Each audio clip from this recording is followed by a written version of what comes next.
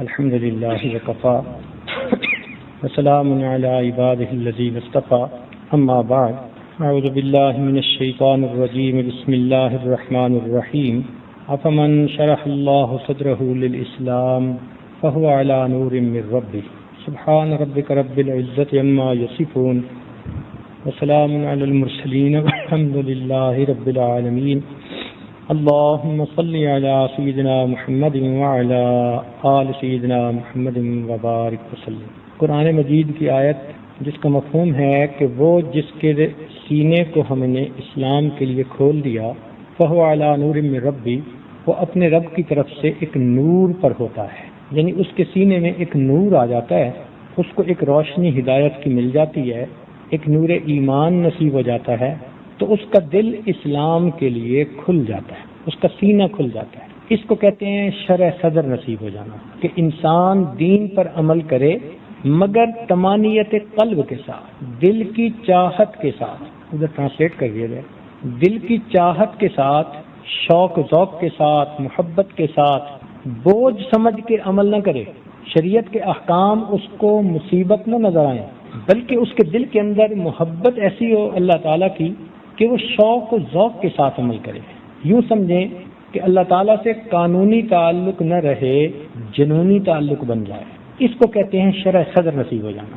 اب ہر مومن کی یہ تمنا ہوتی ہے کہ یہ مجھے نصیب ہو جائے، تو آج کی اس محفل میں اس عنوان پر گفتگو ہوگی کہ وہ شرح صدر کیسے حاصل ہو۔ حافظ ابن قیم رحمۃ اللہ علیہ نے اس پر کافی تفصیلی بات کی ہے۔ وہ فرماتے ہیں کہ اس کے چند اسباب ہیں، جو بندہ ان اسباب کو حاصل کر لے تو اللہ تعالیٰ اس کو شرح صدر بھی عطا فرما دیتے ہیں۔ سب سے پہلا سبب وہ ایمان ہے۔ ایمان کہتے ہیں کہ نبی علیہ السلام اللہ تعالیٰ کی طرف سے جو کچھ لے کر آئے ان پر اعتماد کرتے ہوئے اس کی تصدیق کرنا، اس کو قبول کر لینا، اس کو مان لینا، تو ماننے والے کو مومن کہتے ہیں، اور اس کیفیت کا نام ایمان ہے۔ بن دیکھے دلیل نہیں مانگنی کہ قیامت کیسے آئے گی، جنت کیسے ہے، جہنم کیسے ہے، کوئی دلیل نہیں چاہیے، بس ہم اعتماد کرتے ہیں کہ اللہ رب العزت کے پیارے محبوب جو فرما رہے ہیں وہ سچ ہے، اور ہم اس کی تصدیق کرتے ہیں، گواہی دیتے ہیں۔ اس گواہی دینے کو ایمان کہتے ہیں، اور اس گواہی دینے کے بعد بندہ مومن بن جاتا ہے، جس نے اللہ تعالیٰ کی توحید کی گواہی دی، نبی علیہ السلام کی رسالت کی گواہی دی، کتابوں کی گواہی دی، قیامت کے دن کی گواہی دی، ملائکہ کی گواہی دی، تقدیر کے بارے میں گواہی دی۔ اب یہ مومن بندہ اللہ تعالیٰ کا پیارا بندہ بن جاتا ہے، اس نے اللہ تعالیٰ کی عظمت کو قبول کر لیا، اس لیے کلمہ پڑھتے ہی اس کا سٹیٹس بدل جاتا ہے۔ اللہ تعالیٰ کی نظر میں بندوں کی تقسیم دو طرح کی، ارشاد فرمایا هو الذی خلقکم فمنکم کافر ومنکم مؤمن، وہ ذات جس نے تمہیں پیدا کیا، تم میں سے کچھ ماننے والے ہیں اور کچھ انکار کرنے والے ہیں۔ جو ماننے والے ہیں اللہ تعالیٰ کو ان سے ذاتی محبت ہے، اور کفر اور کافری سے اللہ تعالیٰ کو ذاتی عداوت ہے۔ یہ بات بہت اچھی طرح اپنے دلوں میں بٹھا لیجیے کہ اللہ تعالیٰ کو ایمان والوں سے ذاتی محبت ہے، اور کفر اور کافری سے اللہ تعالیٰ کو ذاتی عداوت ہے۔ اس لیے جس نے بھی کلمہ پڑھا اس کو اللہ تعالیٰ کے ساتھ ایک ولایت کا تعلق مل گیا۔ چنانچہ اللہ تعالیٰ نے ارشاد فرمایا اللہ ولی الذین آمنوا۔ اب دیکھیے حق تو یہ بنتا تھا کہ مومن کلمہ پڑھ رہا ہے تو یوں کہا جاتا کہ یہ ایمان والا اللہ کا دوست ہے، یوں بات کی جاتی، مگر قربان جائیں محبت کچھ اور چاہتی ہے۔ اللہ تعالیٰ کو یہ بندہ اتنا پیارا لگا کہ اس پروردگار عالم نے نسبت اپنی طرف فرمائی کہ اللہ ولی الذین آمنوا، اللہ تعالیٰ دوست ہے ایمان والے کا۔ لو بھائی، وقت کا ایک بادشاہ اگر کسی نوکر کے بارے میں کہے کہ میں اس کا دوست ہوں تو اس نوکر کے تو مزے ہوتے ہیں، اس سے بڑی تو اس کی عزت کوئی ہو ہی نہیں سکتی۔ تو نوکر کی تو بادشاہ کے ساتھ پھر بھی کوئی حیثیت ہے، ہماری تو اللہ تعالیٰ کے سامنے وہ حیثیت بھی نہیں ہے۔ وہ پروردگار تو بہت عظیم ہے۔ اب اس پروردگار عالم کا یوں فرما دینا کہ اللہ ولی الذین آمنوا، اللہ تعالیٰ دوست ہے ایمان والوں کا، تو یہ مومنین کے لیے بہت بڑے اعزاز کی بات ہے۔ اللہ تعالیٰ کو ایمان والوں سے ذاتی محبت ہے۔ باجی بستامی رحمۃ اللہ سے کسی نے پوچھا کہ جی اللہ تعالیٰ کو ایمان والوں سے ذاتی محبت ہے تو اس کی کوئی دلیل؟ انہوں نے کہا دلیل قرآن مجید میں سے۔ تو جب دلیل قرآن مجید سے ملے تو مزہ آ جاتا ہے۔ اس نے کہا جی وہ کیسے؟ کہنے لگے دیکھیں جی محبت کی دلیل یہ ہوتی ہے کہ انسان اپنے محبوب کو جتنا مرضی عطا کرے، اپنے محبوب کو جتنا مرضی عطا کرے اس کو تھوڑا سمجھتا ہے، کہتے نہیں میں نے تو کچھ بھی نہیں دیا، حالانکہ وہ کتنا دے گا تھوڑا سمجھے گا، اور اس کے بدلے میں محبوب اگر اسے تھوڑی سی بھی کوئی چیز بھیج دے تو اس کو تھوڑا نہیں سمجھتا، خوشی سے پھولا نہیں سماتا، میرے محبوب نے مجھے یہ بھیجا۔ تو محبوب کی چھوٹی چیز بھی زیادہ نظر آتی ہے اور اپنی دی ہوئی زیادہ چیز بھی تھوڑی نظر آتی ہے۔ جب یہ اصول طے ہو گیا تو دیکھیے اللہ تعالیٰ نے اپنے بندوں کو کتنی نعمتیں دی۔ وَإِن تَعُدُّوا نِعْمَتَ اللَّهِ لَا تُحْصُوهَا، اگر تم اللہ تعالیٰ کی نعمتوں کو گننا چاہو تو تم گن بھی نہیں سکتے۔ تو اللہ تعالیٰ نے ان گنت نعمتیں اپنے بندوں کو دینے کے بعد فرمایا قُلْ مَتَاعُ الدُّنْيَا قَلِيلٌ، آپ فرما دیجئے دنیا کی متاع تو تھوڑی تھی، اتنا دے کے بھی اسے تھوڑا کہا، جبکہ بدلے میں بندے نے اپنے پروردگار کو یاد کیا، اس کا ذکر کیا۔ اب بندے کی عمر بھی محدود، اس کا عمل بھی محدود، مگر چونکہ پیارا لگتا ہے اس لیے اس کو تھوڑا بھی زیادہ نظر آیا، چنانچہ ارشاد فرمایا وَالذَّاكِرِينَ اللَّهَ كَثِيرًا وَالذَّاكِرَاتِ، کثرت کے ساتھ ذکر کرنے والے مرد اور عورتیں۔ تو ہمارے تھوڑے سے محدود ذکر پر کثیر کا لفظ استعمال کیا اور اپنی ان گنت نعمتوں پر اللہ نے قلیل کا لفظ استعمال کیا۔ یہ دلیل ہے اللہ تعالیٰ کو مومن بندوں سے ذاتی محبت ہے۔ اسی لیے اللہ تعالیٰ فرماتے ہیں یحبہم ویحبونہ۔ اب اس میں اللہ تعالیٰ نے اپنی نسبت پہلے فرمائی کہ اللہ تعالیٰ ایسی قوم لائے گا، یحبہم، اللہ تعالیٰ ان سے محبت کرے گا، ویحبونہ، اور وہ اللہ سے محبت کریں گے۔ سبحان اللہ۔ اب دیکھیے اللہ رب العزت کی کتنی بڑی عطا ہے، کتنی بڑی مہربانی ہے۔ تاہم مومن کے پاس دنیا میں بہت ساری نعمتیں ہیں، ان میں سے سب سے بڑی نعمت ایمان ہے۔ مثال کے طور پر ایک نعمت مال بھی ہے، ایک نعمت جان بھی ہے، ایک نعمت عزت آبرو بھی ہے، اور ایک نعمت ایمان بھی ہے۔ ایمان سب سے اعلیٰ نعمت ہے جو بندے کے پاس ہوتی ہے۔ چنانچہ آپ دیکھیں گے کہ اگر کوئی بندہ بیمار ہو تو اپنی جان بچانے کی خاطر سارا مال خرچ کر دے گا، وہ یہ نہیں دیکھے گا کہ میرا کتنا پیسہ خرچ ہو رہا ہے، وہ کہے گا جی میری امی کی جان بچ جائے، میری بیوی کو صحت مل جائے، جی دعا کرو میرا بیٹا ٹھیک ہو جائے۔ اب کتنا خرچ ہو رہا ہے اس کی اسے کوئی فکر نہیں، وہ کہتے ہیں جی اسی لیے تو کمایا تھا ساری زندگی۔ تو مال انسان قربان کرتا ہے جان کی خاطر، اور اگر انسان سفر کر رہا ہو اور بیوی پاس ہو اور کوئی ڈاکو بیوی کی طرف بڑھے تو خاوند کبھی بھی اس وقت خاموش نہیں رہ سکتا، اس کو اپنی جان کا بھی خطرہ ہوگا نا، تو وہ کہے گا جی میری عزت ہے۔ تو معلوم ہوا کہ اب اس نے وہ قیمتی جان جس پر لاکھوں روپے خرچ کر دیے، اب اپنی عزت و ناموس کی خاطر قربان کرنے سے بھی پیچھے نہیں ہٹے گا۔ تو معلوم ہوا کہ عزت جان سے بھی زیادہ عزیز ہوتی ہے۔ اور ایک نعمت ہے ایمان، اس کو بچانے کے لیے انسان اپنا مال، اپنی جان، اپنی عزت سب کچھ قربان کر سکتا ہے۔ ایمان ایسی نعمت ہے۔ چنانچہ ایک عیسائی بادشاہ کے دربار میں ایک صحابی گئے، شاہ روم کے دربار، اس نے بات کرتے ہوئے کہا کہ اگر تمہارے خلیفہ اپنی بیٹی کا نکاح میرے ساتھ کر دیں تو میں مسلمان ہو جاؤں گا۔ اس صحابی نے کہا بھائی یہ فیصلہ میں تو نہیں کر سکتا۔ اس نے کہا اچھا لیکن ان کو میرا پیغام دے دینا۔ چنانچہ وہ صحابی جب مدینہ طیبہ آئے تو انہوں نے عمر لانو کو بتایا کہ جی اس بادشاہ نے گفتگو کی، اور دوران گفتگو اس نے کہا کہ اگر تمہارے خلیفہ اپنی بیٹی کا نکاح کر دیں تو میں مسلمان ہونے کو تیار ہوں۔ تو عمر لانو نے کہا کہ بھائی تم نے ہاں کیوں نہ کر دی؟ تو وہ کہنے لگے جی میں کیسے کر سکتا تھا آپ سے پوچھے بغیر؟ تو فرمانے لگے کہ کیا عمر کی بیٹی کی عزت کسی کے ایمان لانے سے بھی زیادہ قیمتی ہے؟ چنانچہ انہوں نے پھر اپنی بیٹی سے پوچھا۔ تو اس سے پتہ چلتا ہے کہ انسان اپنے ایمان کی خاطر اپنا سب کچھ قربان کر سکتا ہے۔ یہ چیز اچھی طرح ذہن میں رکھیں۔ آج کل فتنے کا دور ہے، اکثر دیکھا گیا کہ سب سے پہلے ایمان ہاتھوں سے جا رہا ہے، کیونکہ قدر و قیمت کا پتہ نہیں ہے۔ ہمارا حال وہ شیخ سعدی والا ہے کہ اس کو والدہ نے سونے کی انگوٹھی پہنا دی، اور وہ فرماتے ہیں کہ میں چھوٹا تھا کھیلنے کے لیے باہر نکلا تو ایک ٹھگ مل گیا، اس نے دیکھا کہ ہاتھ میں سونے کی انگوٹھی، تو اس نے گڑ کی ڈلی نکالی اور مجھے کہتا ہے کہ اپنی انگوٹھی کو چوسو ذرا۔ میں نے زبان لگائی تو بے ذائقہ، کہتا ہے اس کو چوسو۔ جب اس کو چوسا تو میٹھا، کہتا ہے میٹھی چیز لے لو پھیکی چیز دے دو۔ تو کہتے ہیں میں اتنا چھوٹا نادان تھا کہ میں تیار ہو گیا، چنانچہ میں نے گڑ کی ڈلی لے لی، سونے کی انگوٹھی دے دی۔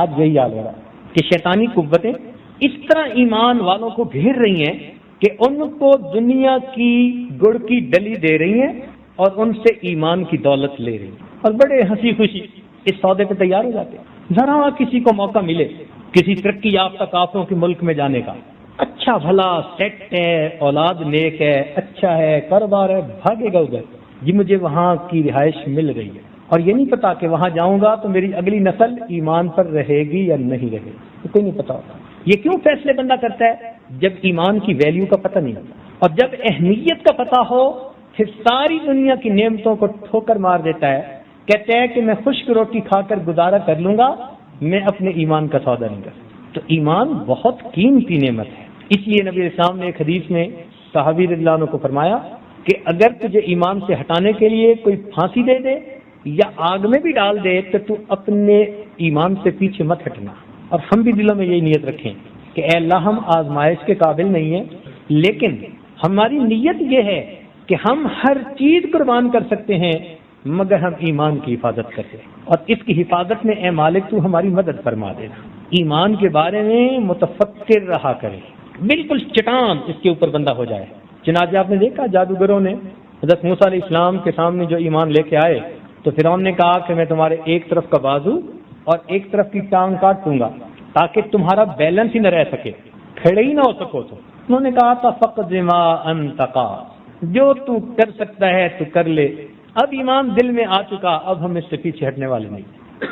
سیدنا عمر رضی اللہ عنہ کے زمانے میں ایک تابعی تھے، ان کو بھی اسی طرح کسی کافر بادشاہ نے گرفتار کر لیا، بڑی اس نے کوشش کی کہ وہ ان کے دین پہ آ جائیں مگر نہیں، حتیٰ کہ اس نے ان کو ڈرانے کے لیے تیل گرم کروایا، کہا میں تمہیں اس میں ڈال دوں گا۔ انہوں نے گرم تیل کو کھولتے دیکھا تو آنکھوں میں سے آنسو، تو بادشاہ سمجھا کہ یہ ڈر گئے ہیں، میری بات مان لیں گے، تو اس نے کہا جی کہ آپ میری بات مان لیں، میں آپ کو نہیں ڈالتا۔ کہنے لگے بدبخت، کیا تو سمجھتا ہے کہ میں اس لیے ڈر رہا ہوں کہ تو مجھے ڈال دے گا، تو پھر رو کیوں رہے ہو؟ کہنے لگے رو تو اس لیے رہا ہوں کہ مجھے خیال آیا میرے جسم میں ایک جان ہے، تو مجھے ڈالے گا، میری جان چلی جائے گی، اے کاش آج جتنے میرے بدن پر بال ہیں اتنی جانیں ہوتی، اتنی مرتبہ تو مجھے ڈالتا، میں اتنی جانوں کا نذرانہ اپنے رب کو پیش کر دے۔ ان لوگوں کو ایمان کی قدر و قیمت کا پتہ تھا۔ چنانچہ سیدنا صدیق اکبر رضی اللہ عنہ کے زمانے میں مسیلمہ کذاب ایک جھوٹا نبی پیدا ہوا، اور اس کے ساتھ پھر صدیق اکبر رضی اللہ عنہ کو فوجیں بھیجنی پڑی۔ ایک مومن تھے، تابعی تھے، ابو مسلم خولانی رحمۃ اللہ علیہ، وہ کہیں اس کی فوجوں کو قابو آ گیا، تو مسیلمہ کذاب نے کہا کہ بھائی تم مجھے نبی مانو، وہ کہنے لگے ہرگز نہیں۔ اس نے کہا میں تمہیں آگ میں ڈلوا دوں گا، کہنے لگے جو مرضی کر۔ چنانچہ اس نے آگ ڈلوائی اور ابو مسلم خولانی رحمۃ اللہ علیہ کو آگ میں ڈالا۔ اللہ کی شان، اللہ نے امت محمدیہ کے اس غلام کے لیے آگ کو اسی طرح ٹھنڈا کر دیا جیسے ابراہیم علیہ السلام کے لیے ٹھنڈا کیا۔ چنانچہ کافی دیر آگ میں رہنے کے بعد اس پر آگ کا کوئی اثر نہ ہوا، تو اس کے قریب کے لوگ تھے، انہوں نے کہا یہ جادوگر ہے، یہ تیرے باقی فالوورز کو بھی ہٹائے گا، اس کو بھگاؤ یہاں سے۔ انہوں نے چھوڑ دیا۔ کچھ عرصے کے بعد ان کے دل میں خیال آیا کہ میرے رب نے مجھ پر اتنا کرم کیا، کیوں نہ میں اپنے محبوب اپنے آقا کی خدمت میں مدینہ طیبہ حاضری دوں۔ چنانچہ یہ نبی علیہ السلام کی خدمت میں حاضری دینے کے لیے روضہ انور پر مسجد نبوی میں آئے۔ انہوں نے نماز پڑھی، عمر رضی اللہ عنہ نے بھی قریب نماز پڑھی۔ تو عمر رضی اللہ عنہ کی عادت تھی کہ وہ بندوں پر نظر رکھتے تھے۔ انہوں نے دیکھا پردیسی سا آدمی ہے تو پوچھا کہاں سے ہو؟ کہنے لگے فلاں علاقے سے۔ کہنے لگے اس علاقے میں سنا ایک آدمی ہے جس کو آگ میں ڈالا ہے مسیلمہ کذاب نے، مگر اللہ نے اس کی حفاظت کر دی۔ تو انہوں نے کہا جی۔ تو عمر رضی اللہ عنہ فراست تھی، پہچان گئے کہ یہ وہی ہے، تو کہنے لگے آپ وہی ہو؟ کہنے لگے جی۔ تو کہنے لگے آؤ میں آپ کو امیر المومنین صدیق اکبر رضی اللہ عنہ سے ملاتا ہوں۔ چنانچہ عمر رضی اللہ عنہ ان کو لے گئے اور ابو بکر صدیق رضی اللہ عنہ سے ملایا، اور وہاں پر امیر المومنین نے اللہ کا شکر ادا کیا جس نے اپنے محبوب کی امتیوں کے ساتھ وہ کام معاملہ کر دکھایا جو اس نے اپنے خلیل کے ساتھ کر دکھایا۔ تو ایمان ایسا قیمتی ہے، آگ میں بھی ڈالا گیا پرواہ نہیں ہے۔ یہ ایمان جو ہے نا یہ سیکھنا پڑتا ہے۔ صحابہ رضی اللہ عنہ فرمایا کرتے تھے تعلمنا الایمان ثم تعلمنا القرآن، پہلے ہم نے ایمان سیکھا پھر ہم نے قرآن سیکھا۔ یہ ایک عجیب نعمت ہے ایمان کی، جب انسان کو نصیب ہوتی ہے تو انسان کو سینے میں حلاوت محسوس ہو جاتی ہے، لیکن اس پر انسان کا اگر کچھ لگے نا تو قیمت پھر آتی ہے۔ جب لگتا کچھ نہیں اور ماں باپ نے بچپن میں کلمہ پڑھا دیا اور دیکھا دکھائی ہم وہی کر رہے ہیں جو سب کر رہے ہیں، تو پھر اتنی قدر اس کی نہیں ہوتی۔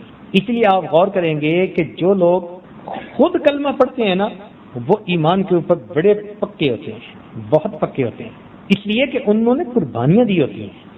ایک نوجوان لڑکے کو کسی نے دیکھا کہ بڑی قیمتی خوبصورت چادر ہے، اس سے جوتا صاف کر رہا ہے، تو اس نے کہا بھائی خیر تو ہے، بھائی جوتا 10 روپے کا اور یہ قیمتی چادر 100 روپے کی، کیا کر رہے ہو؟ تو کہنے لگا بس جوتا صاف کر رہا ہوں، ضرورت پڑ گئی تھی۔ وہ بھی سمجھدار تھا، اس نے کہا بتاؤ کہ یہ جوتا کس نے خریدا، چادر کس نے خریدی؟ کہنے لگا جوتا میں نے خریدا اور چادر ابو نے خریدی تھی۔ تو چونکہ چادر مفت ملی تھی تو 100 روپے کی چادر کی بھی کوئی ویلیو نہیں، اور 10 روپے اپنے لگے تھے تو جوتا صاف کر رہا ہے اس چادر۔ اسی لیے اس ایمان پر ہمیں خود بھی اپنا جان مال وقت لگانا چاہیے، پھر اس کی قدر و قیمت آئے گی۔ ہمارے تبلیغی بھائی یہی بات تو ساری دنیا میں بتاتے پھر رہے ہیں کہ جان مال وقت لگے گا پھر قدر و قیمت آئے گی، اور یہ بات 100% اپنی جگہ سچی پکی ہے۔ صحابہ رضی اللہ عنہ فرماتے تھے کہ ہم نے ایمان کی حقیقت کو بدر والے دن تلواروں کے سائے کے نیچے سیکھا تھا۔ جب بنا اسباب کے پہنچ گئے تھے نا، اور سامنے لوہے میں ڈوبی فوج کا انما یساقون الی الموت وهم ينظرون، قرآن عظیم الشان گواہی دے رہا ہے کہ ان کو لگتا تھا کہ ہم تو موت کے منہ میں دھکیلے جا رہے ہیں۔ جب سب اسباب پیچھے رہ گئے تھے، اب مسبب الاسباب کی طرف توجہ گئی۔ ایسے ایمان بنتا ہے۔ تو جو ایمان انہوں نے تلواروں کے سائے کے نیچے سیکھا، آج ہم لوگ پنکھوں کی ٹھنڈی ہوا کے نیچے بیٹھ کے سیکھنا چاہتے ہیں۔ اللہ رب العزت کو ان کا ایمان اتنا پسند آیا کہ دلوں کے بھید جاننے والے اس پروردگار نے فرمایا اولئک هم المؤمنون حقا، کہ یہ سچے مومن ہیں۔ اور پھر اللہ تعالیٰ نے صحابہ کے ایمان کو معیار بنا دیا، باقی لوگوں کے لیے نمونہ بنا دیا۔ فرمایا فَإِنْ آمَنُوا بِمِثْلِ مَا آمَنْتُمْ بِهِ فَقَدْ اهْتَدَوْا، اگر یہ ایمان لائیں جس طرح کے تم ایمان لائے پھر یہ ہدایت پائیں گے۔ تو صحابہ کرام کے ایمان کو اللہ تعالیٰ نے معیار بنا دی۔ مومن اللہ تعالیٰ کو اتنا پیارا ہے کہ جب تک ایک مومن بھی دنیا میں رہے گا اللہ تعالیٰ قیامت کو قائم نہیں فرمائیں گے۔ ایک بندہ بھی اللہ اللہ کہنے والا جب تک دنیا میں رہے گا اللہ تعالیٰ اس دنیا کی بساط کو نہیں سمیٹیں گے۔ اس سے آپ ایمان کی طاقت کا اندازہ لگائیے کہ وہ پوری اس دنیا کے محفوظ رہنے کا، سلامت رہنے کا سبب بنا ہوا ہوتا ہے ایک بندے کا ایمان۔ اب اس پر علمی گفتگو بھی بہت تفصیل سے ہوتی ہے، جو محدثین کرتے ہیں طلباء کے سامنے کہ امام شافعی رحمۃ اللہ نے کہا کہ انا مؤمن انشاءاللہ، اور امام اعظم رحمۃ اللہ نے فرمایا انا مؤمن حقا، پکا مومن ہوں۔ دونوں نے بات سچ کی۔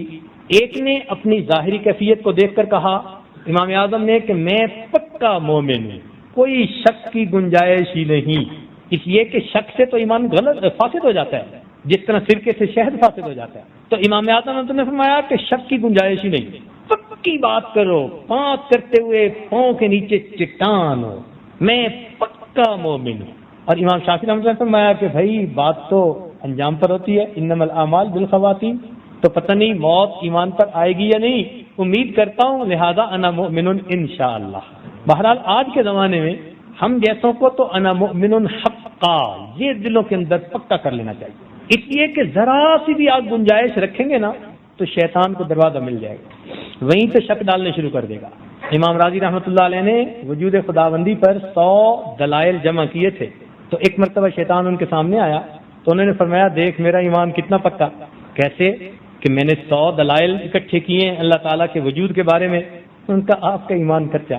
کہنے لگے ہے یہ کیا بات کر دی، میرا ایمان کچا؟ کہنے لگے ہاں پکا دیکھ لیں تو یہ جو دیہاتی جا رہے ہیں نا اس کا ایمان پکا۔ ان کا وہ کیسے؟ کہتے ہیں دیکھیں ذرا۔ اب شیطان اس دیہاتی کے پاس گیا ایک آدمی کی شکل میں اور جا کے کہتے ہیں کہ اللہ تعالیٰ موجود نہیں ہے۔ جیسے ہی اس نے کہا نا تو دیہاتی نے جوتا اتارا، کہتے ہیں تیری ایسی تیسی خبردار جو تم نے بات کی، بھاگا وہاں سے۔ کہتے ہیں دیکھ ایمان پکا اس کا جو بات سننے کو تیار نہیں، اور تم تو دلائل کی باتیں کرتے ہو، 100 دلیلیں دو گے میں 100 دلیلوں کو توڑ دوں گا، تمہیں پھر شک پیدا ہو جائے گا، ایمان ضائع ہو جائے گا۔ تو اس لیے ایمان کے معاملے میں ٹھوس اور پکا اس دیہاتی کی طرح بات ہی نہیں سننی ہم نے کوئی اس کے خلاف۔ لہذا شرع شریف کے خلاف کوئی کسی کی عقل کی باتیں مت سنیں۔ آج کے دور میں انٹرنیٹ پہ ادھر ادھر کفر نے ایسے سوالات کرنے شروع کر دیے ہیں تاکہ ایمان والوں کا ایمان ضائع ہو جائے، وہ شک میں پڑ گئے۔ موٹی سی بات، بھئی ہم ہر چیز تو نہیں نہ جانتے، موٹی سی بات ہمیں نہیں پتا لیکن اتنا ہم مان چکے کہ ہمارا پروردگار ایک ہے، موجود ہے، ہم اس کے خلاف کوئی بات سننے کے لیے تیار ہیں۔ اس طرح پھر ایمان ہر حال میں محفوظ رہے گا، ورنہ تو پھر آج کل بعض جگہوں پر تو مسلمانوں والا نام کہلوانا مشکل ہو گیا لوگوں کے لیے۔ ایمان کی ایک پہچان ہے، نشانی ہے، کیا نشانی یہ ہے کہ جب بھی بندہ کوئی گناہ کرتا ہے نا تو دل میں ندامت اور خلش ہوتی ہے۔ گناہ کرنے پر دل میں خلش یا ندامت کا محسوس ہونا یہ ایمان کی علامت ہوا کرتی ہے۔ ہمارے مشائخ نے لکھا کہ ایمان 3 وجوہات سے ضائع ہوتا ہے۔ بڑی اہم بات، ایمان 3 وجوہات سے ضائع ہوتا ہے۔ سب سے پہلے نعمت اسلام کے ملنے پر اللہ کا شکر ادا نہ کرنا۔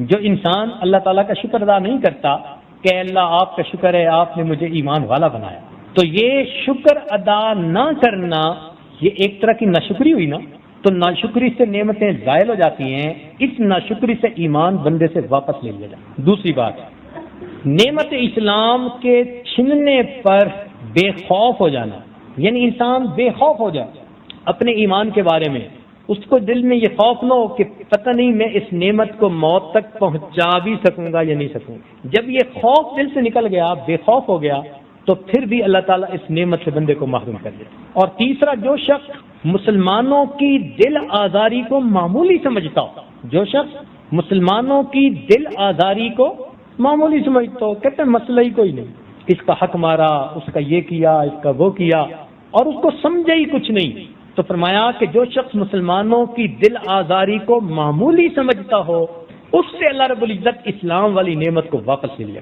اب ہر بندے کا جی چاہتا ہے کہ میرا ایمان محفوظ رہے، تو اس کے لیے ایک تھم رول سن لیجئے، موٹا اصول یہ ہے کہ اللہ رب العزت نے ارشاد فرمایا لَإِن شَكَرْتُمْ لَأَزِيدَنَّكُمْ، اگر تم شکر ادا کرو گے تو ہم اپنی نعمتیں اور زیادہ عطا فرمائیں گے۔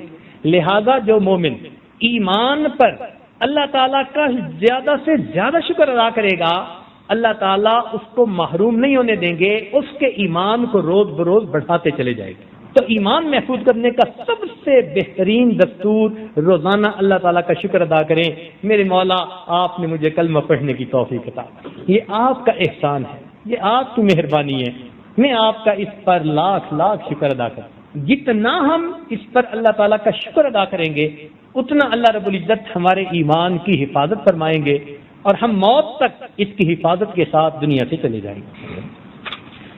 تو فرماتے ہیں کہ پہلی چیز ہے ایمان لانا اور دوسری چیز ہے علم کا حاصل کرنا۔ علم سے مراد علم دین، علم دین ایک روشنی ہے، چنانچہ نبی اسلام نے فرمایا العلم نور، علم ایک نور ہے، ایک روشنی ہے، لہذا اس نور کو حاصل کرنے کے لیے ہر مومن کو کوشش کرنی چاہیے۔ ہر بندہ تفصیلی علم تو حاصل نہیں کر سکتا، مگر یہ کہاں لکھا ہوا ہے کہ ہم ساری عمر جاہل ہی رہیں، یہ بھی تو کہیں نہ لکھا ہوا۔ لہذا جو جس درجے میں علم حاصل کر سکتا ہے وہ کرتا رہے۔ نبی اسلام نے فرمایا اطلب العلم من المہد الی اللحد، علم حاصل کرو پنگوڑے سے لے کر قبر میں جانے تک۔ تو جس عمر میں بھی کوئی بندہ ہو وہ مسائل سیکھے علماء کے پاس بیٹھ کے، قرآن پاک کا ترجمہ پڑھے، وہ احادیث مبارکہ پڑھے، وہ دعائیں یاد کرے، ضروریات دین کیا ہیں اس کے بارے میں معلومات کرے۔ ہر مسلمان مرد اور عورت کے اوپر یہ ضروری ہے۔ علم معلومات کا نام نہیں بلکہ ایک نور کا نام ہے۔ چنانچہ امام شافعی رحمۃ اللہ علیہ جب گئے تھے امام مالک رحمۃ اللہ علیہ کے پاس تو انہوں نے دیکھ کر فرمایا تھا کہ اے نوجوان، میں تیرے سینے میں ایک نور دیکھتا ہوں، تم اس نور کی حفاظت کرتے رہنا۔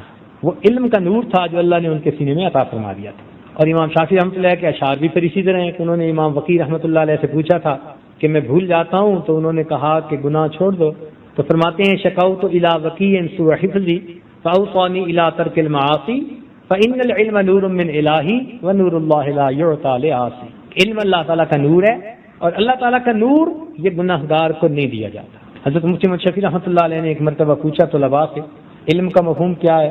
کسی نے کہا جاننا، کسی نے کہا پہچاننا، طلباء جواب دیتے رہے، حضرت خاموش رہے۔ کسی نے کہا کہ حضرت آپ ہی بتا دیں کہ علم کا مفہوم کیا ہے؟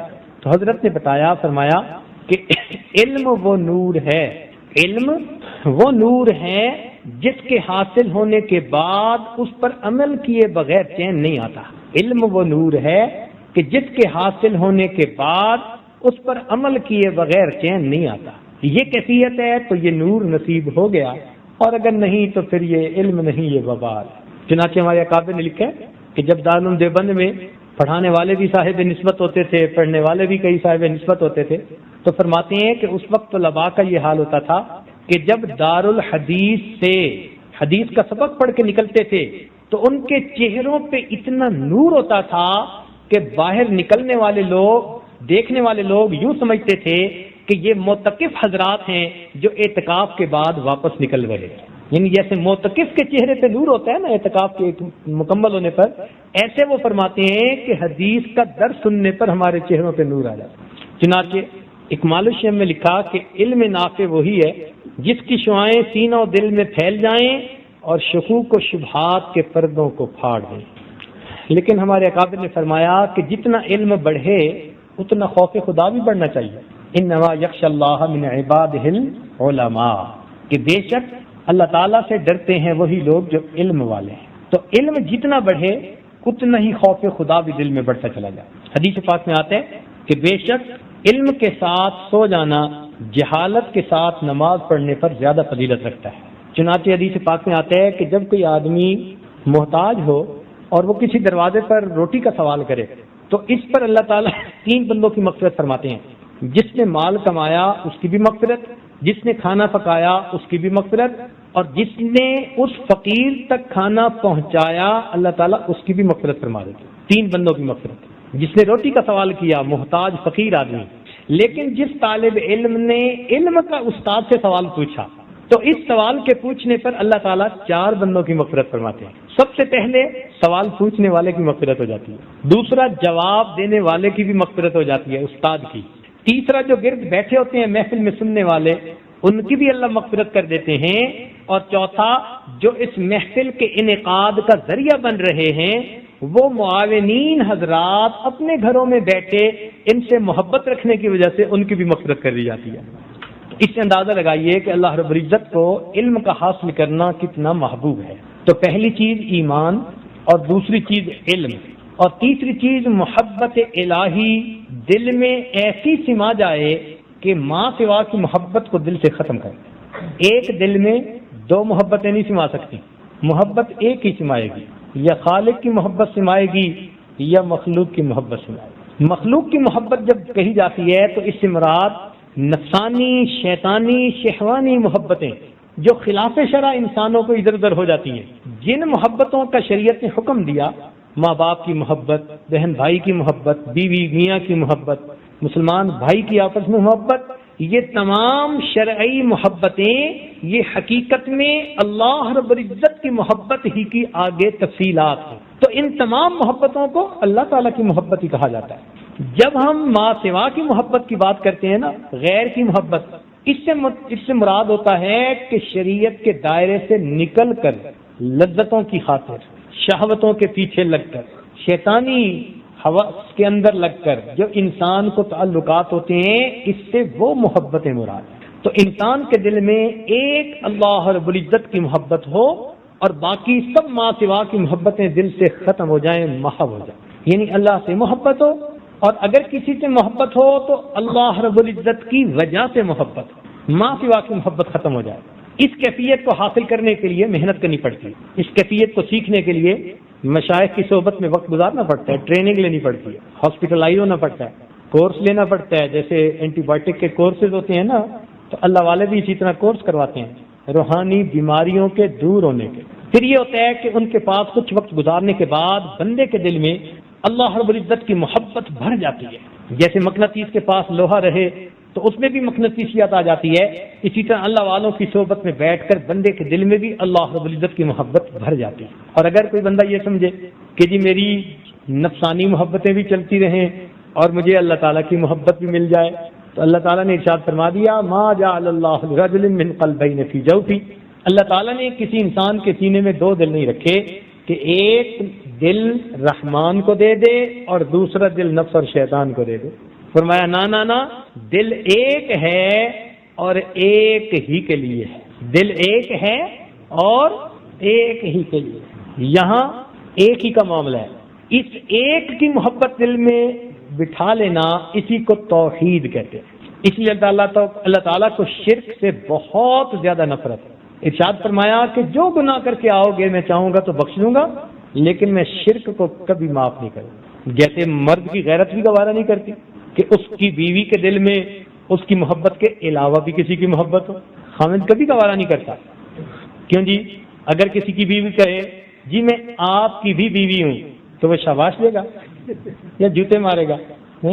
کافر ہوگا تو ہو سکتا ہے اس کو حلوائی کھلا دے، لیکن مومن کے معاملہ تو اور ہوتا ہے، کبھی مومن برداشت نہیں کر سکتا۔ مومن کہے گا کہ تم کہو میں آپ کی ہی بیوی ہوں، آپ ہی کی بیوی ہوں، اور اگر کہے گی جی میں آپ کی بھی بیوی ہوں تو وہ اس کو کہے گا کہ پھر یہاں سے دفع ہو جاؤ۔ اللہ رب العزت کا بھی یہی معاملہ، جو کہے کہ اللہ آپ کا بھی بندہ ہوں اور نفس اور شیطان کی بھی چاہتوں کو پورا کرتا ہوں، فرماتے ہیں پھر دفع ہو جاؤ۔ میں اللہ تعالیٰ کی غیرت گوارا نہیں کرتی کہ مومن اس کے سوا کسی اور کے سامنے اپنا سر جھکائے، سجدہ کرے۔ محبت کا وہ تعلق جو اللہ تعالیٰ کے ساتھ ہونا چاہیے وہ اس کے غیر کے ساتھ کوئی روا رکھے، اللہ تعالیٰ کو یہ ہرگز پسند نہیں۔ عورتیں بھی پسند نہیں کرتی۔ واقعہ لکھا ہے کہ ایک خاتون کو دیکھا کسی نے تو اس نے کہا جی کہ مجھے تو آپ بہت ہی اچھی لگتی ہیں اور مجھے تو آپ سے بڑی محبت ہے۔ اس نے کہا کہ میری بہن پیچھے آ رہی ہے، وہ مجھ سے بھی زیادہ خوبصورت ہے۔ تو اس نے لپک کے پیچھے دیکھا تو اس نے جوتا اتار کے سر پہ لگایا۔ اس نے کہا اگر تم اپنی محبت میں سچے ہوتے تو تم میرے غیر کی طرف کبھی نظر نہ اٹھاتے۔ تو جب دنیا کی عورت گوارا نہیں کرتی تو اللہ رب العزت کیسے اس چیز کو گوارا کرنا؟ اس لیے اللہ رب العزت کی ہی محبت بندے کے دل میں ہو، اور باقی تخیلات کے بت جتنے بھی ہیں ان تمام کو انسان دل کی دنیا سے نکال دے۔ بتوں کو توڑ، تخیل کے ہوں کہ پتھر کے۔ یہ بت توڑنے ہی پڑتے ہیں، پتھر کے بنے ہوں جو ظاہر میں نظر آتے ہیں، یا اندر تخیل کے بت ہوتے ہیں نا۔ کسی کے دل میں کزن کا بت پڑا ہے، کسی کے دل میں کلاس فیلو کا بت پڑا ہے، کسی کے دل میں فلاں کا، یہ بھی بت ہوتے ہیں۔ ما هذه التماثيل التي انتم لها عاكفون۔ اسی لیے یہ دل کبھی کبھی انسان بت خانہ بنا لیتا ہے بت خانہ بنا لیتا ہے یا گند خانہ بنا لیتا ہے۔ تو دل سے ان تمام محبتوں کو ختم کر کے ایک اللہ رب العزت کی محبت کو دل میں رکھا جائے، یہ شرع صدر کے لیے تیسری شرط ہے۔ صاحب اکمال الشیخ فرماتے ہیں کہ جب تک قلب نازیبہ حرکتوں سے باز نہ آئے اس میں دقائق و اسرار سمجھنے کی اہلیت پیدا نہیں ہوتی۔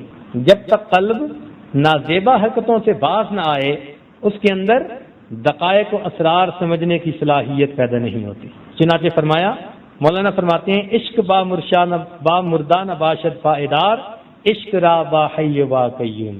تو اس لیے محترم سامعین، مرنے والوں اور ڈھلنے والوں سے کیا محبت کرنی؟ محبت کرے انسان اس ذات کے ساتھ جو حی لا یموت ہے۔ اس لیے نبی الاسلام کے پاس جبریل علیہ السلام آئے، عرض کیا اے اللہ کے محبوب، عش من شئت فإنک میت، جتنا چاہیں زندگی گزاریں ایک دن موت آنی ہے۔ وأحبب من شئت فإنک مفارق، جس سے چاہیں آپ محبت کریں ایک دن آپ کو جدا ہونا۔ تو جب دنیا میں جدا ہونا ہی ٹھہرا تو پھر انسان کیوں نہ اللہ تعالیٰ سے محبت کرے؟ تو مخلوق سے محبت اللہ رب العزت کے لیے ہو، جیسے نبی علیہ السلام کہ آپ کو صدیق اکبر سے بھی محبت تھی، عائشہ رضی اللہ عنہا سے بھی محبت تھی۔ ایک حدیث میں آتا ہے کہ کسی نے پوچھا آپ کو سب سے زیادہ پیار کس سے ہے؟ تو آپ نے فرمایا عائشہ میں سے۔ اس نے کہا مردوں میں سے؟ فرمایا عائشہ کے والد سے، صدیق اکبر سے۔ مگر وہ محبت دین کے لیے تھی۔ نبی علیہ السلام نے ایک جگہ پر فرما دیا، لو کنت متخذا خلیل، اگر میں دنیا کے اندر کسی کو اپنا خلیل بناتا، لأن اتخذت ابی بکر خلیلا، تو میں ابو بکر کو اپنا خلیل بنا لیتا، مگر میرا خلیل فقط میرا مولا ہی۔ تو یہ جو میاں بیوی کا تعلق ہے نا، یہ بھی اللہ رب العزت کی نسبت سے محبت کا تعلق ہے۔ اصل محبت دلوں میں اللہ رب العزت کی، تو اللہ رب العزت سے اس میں بھی زیادتی مانگنی چاہیے۔ شکر ادا کرنے پر اللہ تعالیٰ اس نعمت میں زیادتی عطا فرما دے۔ بلکہ مشائخ نے تو لکھا کہ 6 چیزیں ایسی ہیں کہ جن پر بندہ قسم ہی کھا سکتا ہے، اتنی پکی کہ ان کے اوپر بندہ قسم کھا سکتا ہے۔ پہلی بات کہ اگر انسان کسی نعمت کا شکر ادا کرے گا تو اس نعمت میں یقیناً اللہ تعالیٰ اضافہ عطا فرمائیں گے، اس پر قسم کھائی جا سکتی ہے، چونکہ اللہ تعالیٰ نے ارشاد فرمایا لئن شکرتم لأزیدنکم۔ دوسری بات فرمایا کہ جو بندہ بھی صبر کرے گا مصیبت پر، پریشانی پر، تو اللہ رب العزت اس کو مصیبت پر صبر کا ضرور اجر عطا فرمائیں گے۔ اس پر بھی انسان چاہے تو قسم کھا سکتا ہے۔ اللہ تعالیٰ ارشاد فرماتے ہیں انما یوفی الصابرون اجرہم بغیر حساب۔ قرآن اس پر تصدیق کر رہا ہے۔ اسی طرح جو بندہ توبہ کر لے دل سے تو معافی ملنی یقینی بات ہوتی ہے۔ توبہ پکی کرے، دل سے کرے، جس کو توبۃ النصوح کہتے ہیں، اس لیے کہ اللہ تعالیٰ توفیق ہی اس وقت دیتے ہیں جب اس کی توبہ کو قبول کرنے کا ارادہ فرما لیتے ہیں۔ چنانچہ فرمایا هو الذی یقبل التوبۃ عن عبادہ ویعفو عن السیئات۔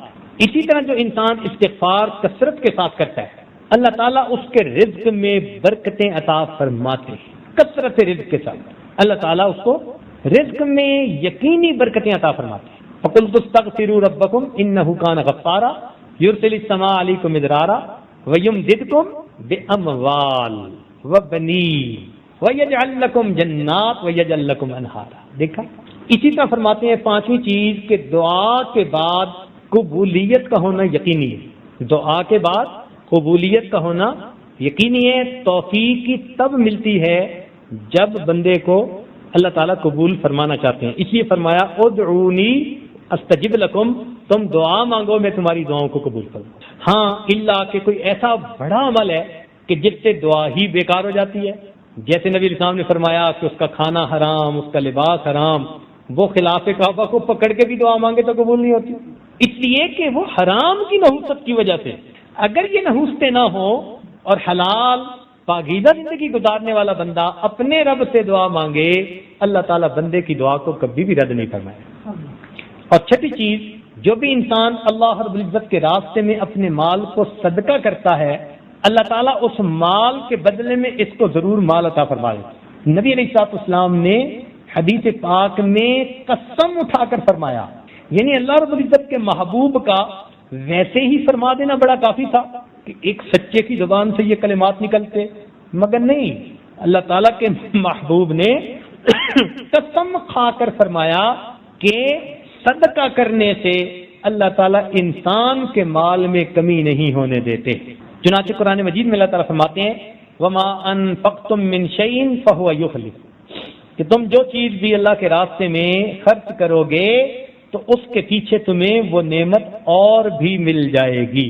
چوتھا سبب فرماتے ہیں کہ اللہ تعالیٰ کا ذکر کثرت کے ساتھ کرنا۔ اللہ تعالیٰ کا ذکر کثرت کے ساتھ کرنا۔ کس وقت تک بات کرنی ہوتی ہے؟ 11 بجے تک۔ تو چوتھا فرماتے ہیں دوام ذکر۔ یہ آج اب کوشش کرے گا کہ ذرا تیزی کے ساتھ، یہ ایک اور سبب ہے تاکہ یہ سب مکمل ہو جائے۔ ذکر میں اللہ تعالیٰ چاہتے ہیں کہ میرے بندے ذکر کثیر کریں، اس لیے ارشاد فرمایا یا ایھا الذین آمنوا اذکروا اللہ ذکرا کثیرا، اے ایمان والو اللہ تعالیٰ کا ذکر کثرت کے ساتھ کرو۔ اور کثرت کے ساتھ ذکر وہی ہوتا ہے جو ہر وقت کیا جائے۔ الذین یذکرون اللہ قیاما وقعودا وعلی جنوبہم، تینوں حالتوں میں جو بندہ اللہ کا ذکر کرے، انہی کو اللہ تعالیٰ نے قرآن مجید میں اولو الالباب فرمایا، عقل مند لوگ ہیں یہ، اور فرمایا رجال لا تلہیہم تجارۃ ولا بیع عن ذکر اللہ، میرے وہ بندے جن کو تجارت اور خرید و فروخت بھی میری یاد سے غافل نہیں کرتے۔ ہمارے مشائخ نے ایک عجیب بات لکھی، وہ فرماتے ہیں کہ بندہ اپنی کیفیت کو پہچان سکتا ہے کہ اللہ تعالیٰ مجھ سے خوش ہیں یا اللہ تعالیٰ مجھ سے ناراض ہے، اللہ تعالیٰ مجھ سے خوش ہیں یا اللہ تعالیٰ مجھ سے ناراض ہے۔ اور اس کی انہوں نے بڑی سادہ سی پہچان بتائی، وہ فرماتے ہیں کہ جو بندہ جس بندے سے اللہ تعالیٰ خوش ہوتے ہیں اس کی پہچان کہ وہ گناہوں سے بچتا ہے اور ذکر کی کثرت کرتا ہے، اللہ تعالیٰ اس کو ذکر کی توفیق عطا فرما دیتے ہیں اور گناہوں سے اس کو محفوظ فرما لیتے ہیں۔ اور جس سے اللہ تعالیٰ ناراض ہوتے ہیں فرمایا کہ ذکر سے اس کو غافل کر دیتے ہیں اور گناہوں میں وہ ملوث ہو جاتا ہے۔ تو جب بندہ غافل بھی ہو اور گناہوں میں بھی ملوث ہوتا ہو، سمجھ لے کہ میرے دن برے ہیں، مجھے کثرت کے ساتھ استغفار کرنی چاہیے، اپنے رب کو منانا چاہیے۔ تاہم ایک ہے قلبی ذکر، لسانی ذکر، اور ایک ہے انسان عمل سے ذکر کرے، یعنی عمل سے اپنے رب کو یاد کرے۔ وہ ذکر کیسے بھائی؟ عمل سے اپنے رب کو کیسے یاد کرے کہ انسان کی 4 صورتیں ہوتی ہیں، یا تو وہ نیک ہوگا، یا وہ گناہوں میں پڑا ہوگا، یا خوش ہوگا، یا غمزدہ ہوگا۔ یہ 4 ہی صورتیں ہیں۔ تو وہ فرماتے ہیں کہ جو آدمی تو نیک ہے، اس کا ذکر یہ ہے کہ یہ اللہ تعالیٰ سے اس نیک عمل کی قبولیت کی دعا مانگتا رہے، اس کا یہ ذکر ہے۔ جو نیکی پر ہے وہ اس نیکی کی قبولیت کی اپنے رب سے دعا مانگتا رہے، اس حال میں اس کے لیے یہ بہتر ذکر ہے۔ اور جو انسان گناہ میں ہے اس کو چاہیے کہ وہ اپنے پروردگار سے اس گناہ کی معافی مانگے اور اسے توبہ طائب ہو جائے، اس کا ذکر یہ ہے۔ اور جو انسان خوش ہے اس کو چاہیے کہ اللہ تعالیٰ کی نعمتوں کا شکر ادا کرے۔ نعمت ملنے پر شکر ادا کرنا اس وقت سب سے افضل ذکر یہ ہوا کرتا ہے۔ اور جو انسان غم زدہ ہے تو اس کو چاہیے کہ وہ صبر کے ساتھ وقت گزارے۔ غم اور پریشانی میں صبر کے ساتھ وقت گزارنا یہ بھی اللہ تعالیٰ کی محبت کا سبب بن جاتا ہے۔ حضرت علی عنہ فرمایا کرتے تھے کہ انسان جو ذکر کرتا ہے نا وہ دو ذکروں کے درمیان کرتا ہے۔ انسان جو ذکر کرتا ہے وہ دو ذکروں کے درمیان کرتا ہے۔ تو کسی نے پوچھا کہ حضرت وہ کیسے؟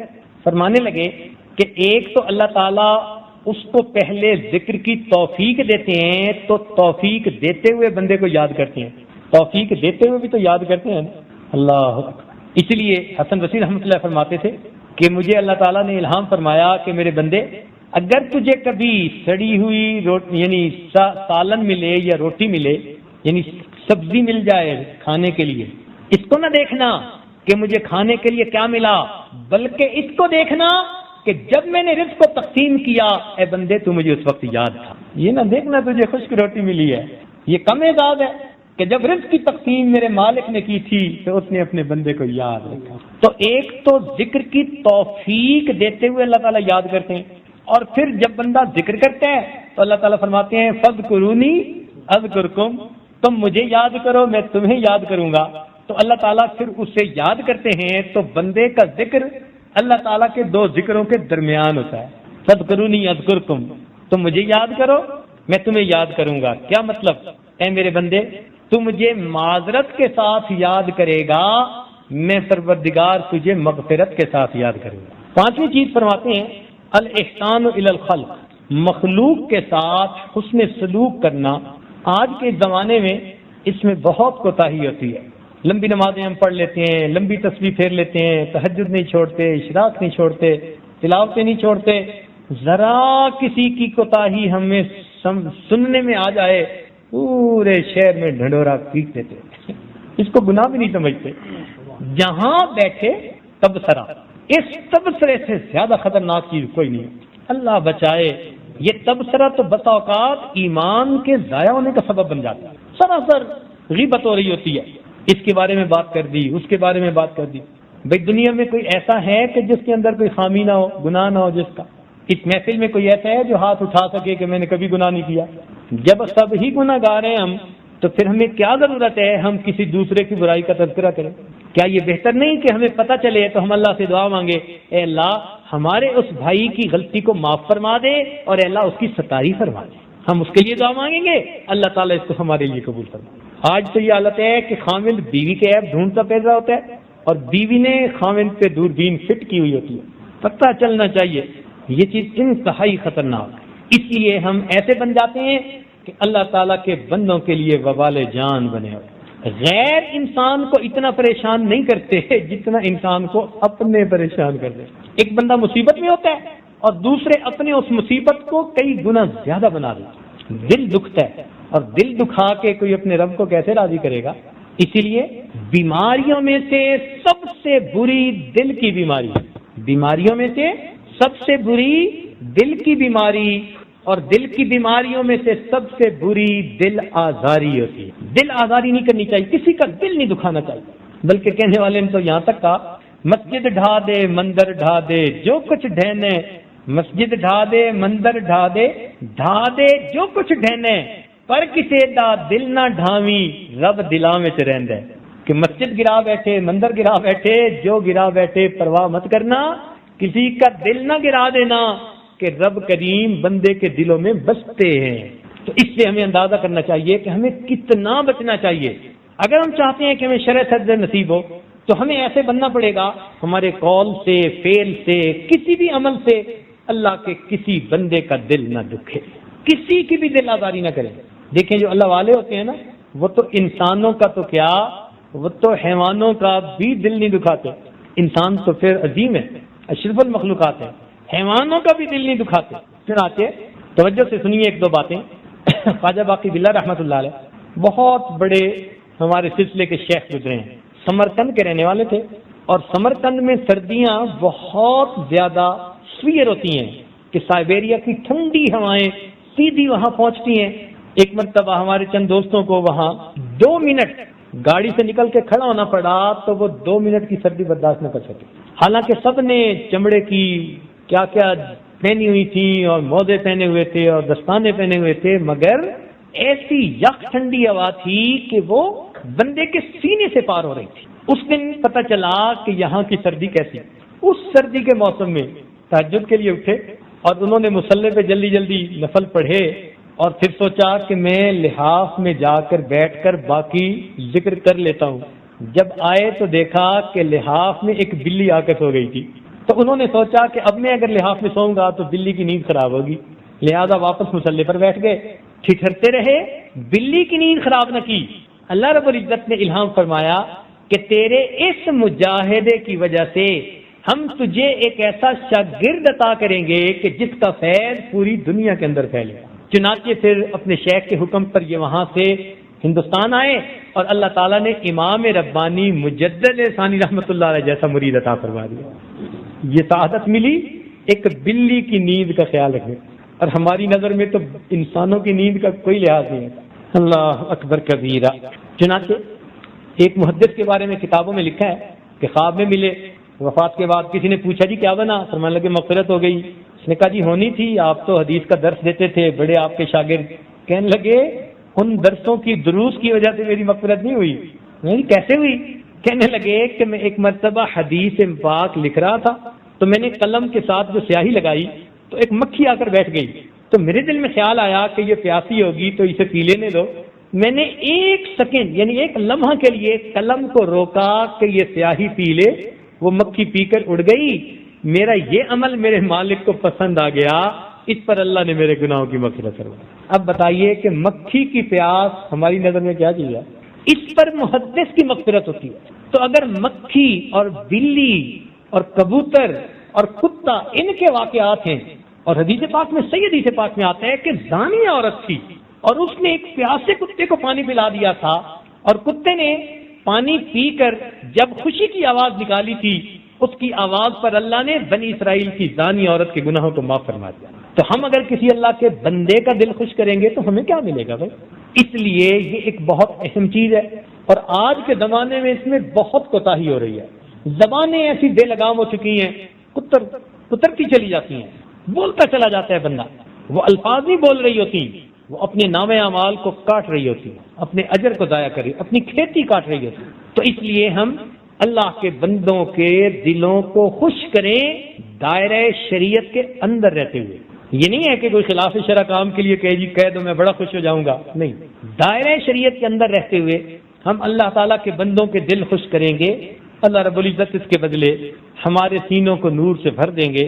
تو وہ فرماتے ہیں کہ یہ 5 چیزیں ایسی ہیں کہ اگر انسان کے اندر آ جائیں تو اللہ تعالیٰ اس کو شرح صدر عطا فرماتے ہیں۔ ایک ایمان، دوسرا علم کا نور، تیسرا محبت الہی ایسی کہ غیر کی محبت دل سے نکل جائے، چوتھا دوام ذکر کی حالت، اور 5واں مخلوق خدا کے ساتھ احسان کی کیفیت۔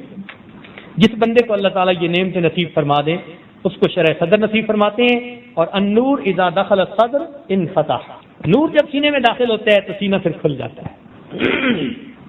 وَمَن يُرِدِ اللَّهُ بِهِ خَيْرًا يَشْرَحْ صَدْرَهُ لِلْإِسْلَامِ، اللہ تعالیٰ جس سے خیر کا ارادہ فرما لیتا ہے اس کے سینے کو اسلام کے لیے کھول دیتا ہے۔ تو اللہ تعالیٰ ہمارے سینے کو بھی اسلام کے لیے کھول دے۔ ہم ان چیزوں کو اپنے اندر پیدا کرنے کی کوشش کریں۔ اعتکاف میں آ کر بیٹھنے کا مقصد یہی تھا، ہم تجزیہ کریں، جو فارغ وقت ملے گا نا ان 5 باتوں کو سوچ سوچ کے آپ یہ سوچیں کہ میں کہاں کمی کوتاہی کر رہا ہوں اور اس کوتاہی کو میں کیسے دور کر سکتا ہوں۔ جب ہم اس کے لیے کوشش کریں گے اور دعائیں بھی کریں گے تو اللہ تعالیٰ پھر ہمارے لیے راستہ آسان کر دیں گے۔ ویسے 2 لفظ ہیں بڑے مشکل ہے، زبان سے کہہ دینا ایسے جیسے سر پہ پتھر رکھ لینا، اتنے مشکل ہیں وہ بولنے۔ 2 لفظ آپ کو بتائیں کیوں جی؟ 2 لفظ ایک یہ کہنا کہ میں دنیا دار ہوں، توبہ توبہ، اتنا مشکل ہے یہ کہ جیسے سر پہ پتھر اٹھانا آسان اور یہ الفاظ کہنا مشکل کا۔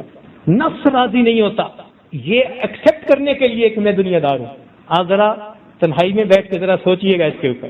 نفس راضی نہیں ہوتا, جتنا مرضی ہو کہے گا نہیں نہیں میں تو بڑا دیندار ہوں. اس بات کو ایکسپٹ کر لے دل کہ میں دنیا دار ہوں. اس لیے کہ جب دل ایکسپٹ کر لے گا تو پھر بیماری کا علاج بھی ہو جائے گا. مصیبت تو یہ ہے کہ دل قبول ہی نہیں کرتا ہے, سننے کے لیے تیار ہے کہ میں دنیا دار ہوں. اور ہم واقعی ہیں, ہمیں اپنے نفس کو یہ بات سمجھانی چاہیے. دنیا دار کس کو کہتے ہیں؟ جس کے دل میں دنیا کی محبت ہوتی ہے. وضاقتہ جو بھی ہو, اور ہمارے دلوں میں دنیا کی محبت ہے ابھی. اس کو نکالنا یہی تو محنت ہے. اور دوسرا, اپنے دل میں یہ سوچنا کہ میں گنہگار ہوں. سرسری طور پہ سب کہہ دیتے ہیں, لیکن اگلا اگر کہہ دینا یار تو بڑا گنہگار ہے تو پھر دیکھو آگے سے کیا جواب ملتا ہے. نفس ان دو الفاظ کو سننے کے لیے تیار نہیں ہوتا. اور مشائخ خانقاہی ماحول میں بندے کو یہی تعلیم دیتے ہیں کہ تم اپنے نفس کو آمادہ کرو کہ وہ تسلیم کرے کہ میرے اندر گنہگاری بھی ہے, میرے اندر دنیا داری بھی ہے. جب ہم تسلیم کریں گے اب علاج شروع ہو جائے گا. اب اس کو ایکسیپٹ کر لیا, اللہ تعالیٰ اس بیماری کا دور ہونا آسان فرما دیں گے. دعا ہے اللہ تعالیٰ اعتکاف کی برکت سے ہمارے دلوں سے دنیا کی محبت کو بھی نکال دے اور گناہوں کی نفرت ہمارے دلوں میں عطا فرما دے. وآخر دعوانا ان الحمد للہ.